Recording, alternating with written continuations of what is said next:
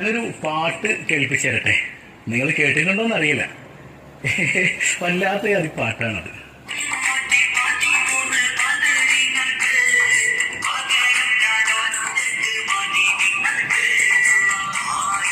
മുന്നൂറ്റിപ്പതിമൂന്ന് ബദരീങ്ങൾ അല്ലേ, അവർക്ക് പകരം ഞാൻ ഒറ്റയാളായിട്ടുണ്ടെന്ന് മടവൂര് വലിയുള്ളാഹിയെ കുറിച്ച് ഈ മനുഷ്യനിങ്ങനെ പാടുകയാണ്. ആരാണ് ഇയാളെന്നൊന്നും എനിക്കറിയാൻ പാടില്ല. എന്തവര് പാടി വെക്കുന്നത്? 313 ബദരീങ്ങളുടെ നേതാവാരാ?